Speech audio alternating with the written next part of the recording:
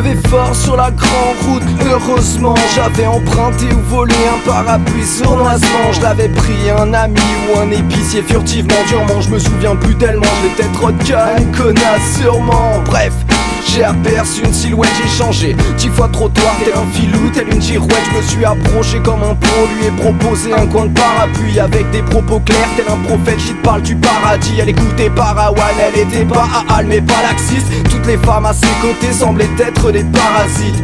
Elle était toute de noir vêtue, ouais comme une veuve. Je déteste que le ciel pleure mais j'étais bien content qu'il pleuve. Elle était comme si paraissait polie et pas olieuse, jolie comme une triste mélodie, douce mais furieuse. Ma foi, c'était comment dirais-je, paradoxal. C'était le plus beau voyage que je pouvais faire, bah les couilles des cartes postales. J'ai donc lancé une blague pour briser la glace. Quel plaisir de voir un si joli sourire sur sa face. Elle m'a répété 3 fois son nom, mais j'ai mal entendu. C'était pas de la pluie sur mon front, elle a bien vu que j'étais tendu. Un petit coin de parapluie contre un coin de paradis.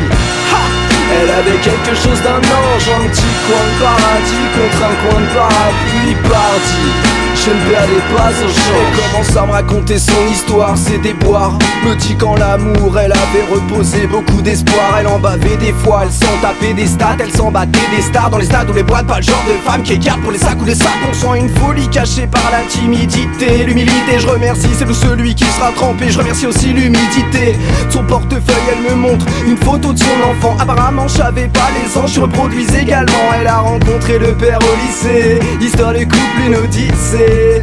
Et là elle me sort horrifiée qu'elle a été pétron par son con et tron Marie, une bête qui collait son nez sur les ballons comme une otarie. La faisait se sentir moche malgré une beauté magnétique. Je rétorque, regarde-toi dans mes yeux, tu vas te trouver magnifique. Elle a pris ça pour de la vantardise, mais peut-être que je l'ai mal dit. Pardi, ça a l'air difficile d'entrer au paradis. Un petit coin de parapluie contre un coin de paradis. Elle avait quelque chose d'un ange. Un petit coin de paradis contre un coin de parapluie. Pardi, je ne perdais pas au change. Elle avait l'air pressée, je tente ma chance illico presto. Je lui propose un café, un mojito ou bien un resto. Elle se met en colère, me dit qu'elle a pas le temps, qu'elle est maman. Je veux pas l'acheter, non.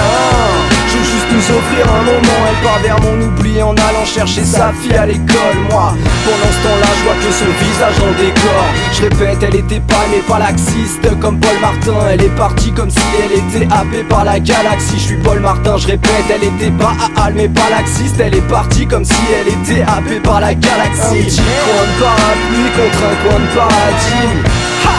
Elle avait quelque chose d'un ange. Un petit coin de paradis contre un coin de parapluie. Parti, je ne perdais pas au change. Un petit coin de parapluie contre un coin de paradis.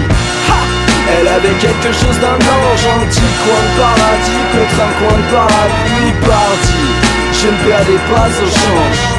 Non, je ne perdais pas au change. Pourquoi? Parce qu'elle avait quelque chose d'un ange. Elle avait quelque chose d'un ange. Ouais.